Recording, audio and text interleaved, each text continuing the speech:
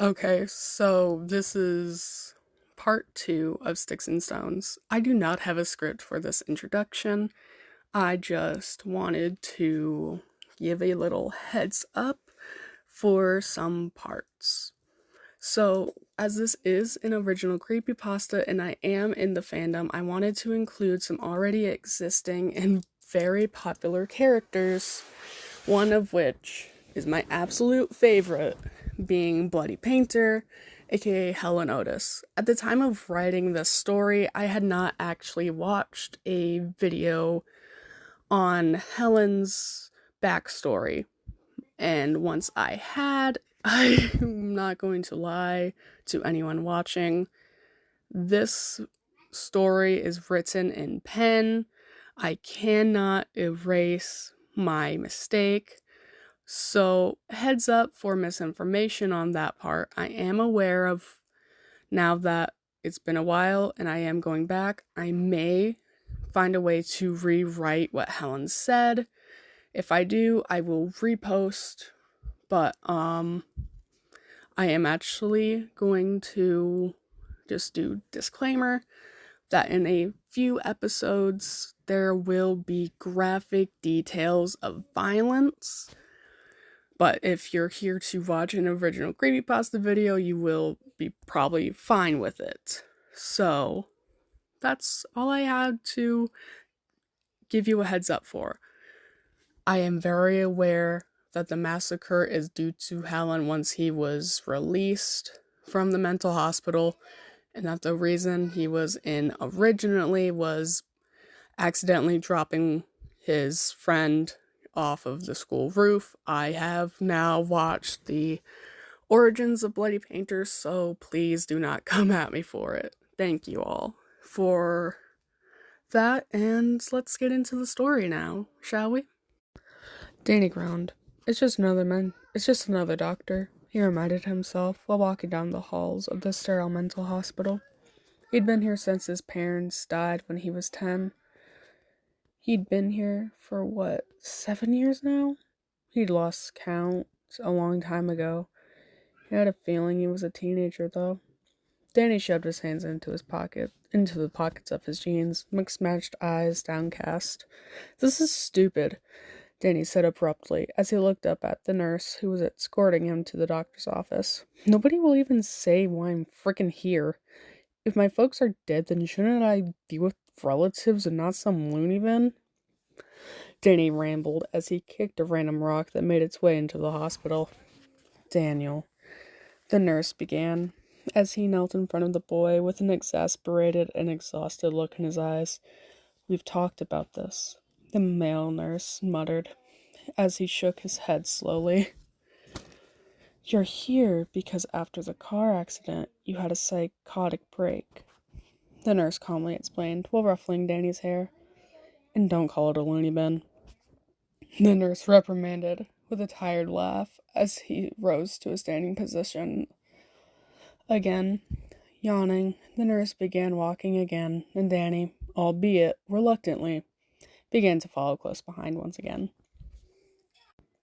Danny rolled his eyes as he thought about what the nurse said. He didn't remember a car crash, nor having a psychotic break. If it happened when he was 10, he should have remembered that, right? It all felt off to Danny, but the nurses always said the same thing, so it had to be true, right? After speaking with the doctor, with quite vague or aggressive responses, Danny went back to his room. He heard of getting a new roommate, but he originally didn't care. Danny pushed the door open as it creaked. He ignored how the nurse reminded him that he would be taking his medications in a couple hours, and shut the door. Danny looked up, blinking a couple times as he stared at the scrawny boy sitting on the second bed closest to the wall. That bed hadn't been used since Danny's old roommate, Jamie Orsis, was discharged. Danny looked at the boy suspiciously. He looked close to Danny's own age, if he had to guess. He's pretty thin, but not malnourished. He had ebony hair that reached the center of his neck. His skin was pale, nearly as pale as the light of the moon when it's full and shining down upon everything below it. The boy had blue eyes, ones that reminded Danny of the light blue waves he would see when his family visited Florida. Cold eyes that almost reminded him of when the blue sky was void of any clouds. He was wearing a loose pair of blue jeans and a navy blue sweater. He sat on the edge of the bed, the dark bags under his eyes only made more prominent by his ghostly pale skin. In his lap there was a simple sketchbook, open to a spread. In one of his pale hands he held a mechanical pencil as the graphite scraped against the mostly empty page. "Can I help you?" the boy asked suddenly, causing Danny to jump. The boy's icy blue eyes lifted and gazed into Danny's blue and green ones. Danny cleared his throat as he walked to his own bed, sitting down slowly.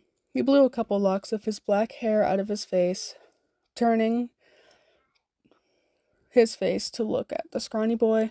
"Sorry for, staring," Danny muttered reluctantly, his voice a bit deep and raspy from disuse. Danny's hair fell over his shoulders as he reached a bandaged hand up and rubbed the back of his neck. Danny looked at the boy again, crossing his arms over his chest. "I'm Daniel. Most people just call me Danny, though," Danny finally mumbled, trying to break the tension between him and his new roommate. The boy was quiet for a moment, his icy eyes trailing back to his sketchbook as his lips parted slowly. His gentle voice filled the room. "Helen Otis," the boy muttered out his first and last name almost in shame or simple disinterest. Danny raised a brow. His mind tried to search for reasoning, but he couldn't find it. Danny watched Helen's hand move almost gracefully as he worked on whatever he was currently drawing. Danny leaned back, his back hitting the mattress, but his head landed against the wall, making him hiss in pain for a moment. Danny looked over at Helen, his tone awkward and hesitant, as his rosy lips parted and his eyes curled up just slightly. So," Danny began, his fingers tapping on his arms as his eyes wandered around the sterile room. "Are you like a dude or a chick? Your name makes it hard to tell," Danny finally asked, after a long pause. Danny crossed one leg over the other as he waited for Helen to respond to him. "I'm a boy. My parents wanted a girl, but ended up with a boy. They raised me like a girl until I was 12, I think," Helen explained, glancing over at Danny for a moment before he turned away. Danny hummed, letting Helen know he understood. Danny closed his eyes, his lips slightly parted. "So, why are you here?" Helen questioned gently. Danny opened his green eye with a tired hum. He looked over at Helen. His eyes barely opened as he yawned and looked away, while rolling the rest of his lean body onto the bed. "Psychotic break 6 or 7 years ago," Danny muttered. His voice was tired as he perched his head on his arms. Danny laid his head to the side to look at Helen with barely opened eyes. "What about you?" Danny was cut off temporarily by a yawn escaping his lips. "What about you? What about... what about you?" Danny muttered, forcing himself awake as he lifted his head up. Helen stared at Danny with a cold stare for a couple moments, humming as he set his sketchbook and pencil to the side and placed his hands on his lap. "Been here since I was 14. There was a massacre at my school occurring during a Halloween party. A lot of people were killed. I don't remember anything, though. Pretty sure that's why they brought me here," Helen explained with an apathetic shrug of his shoulders, as if it was the most normal thing for someone to say. Thank you all for sticking through till the end of this part/chapter of Sticks and Stones, an original creepypasta that is still in the works, but You will get to hear each part that has already been written as long as you stick around. So, if you enjoy listening to some original scary stories, some original creepypastas, some of which will not be written by me, but some very talented people over on Tumblr, please stick around and make sure to subscribe so you are notified when the next part or the next story comes out. And I hope you enjoyed the speed paint of this video. Thank you all. And have a wonderful day, night, or evening, wherever it is you are at while watching this. Sweet dreams.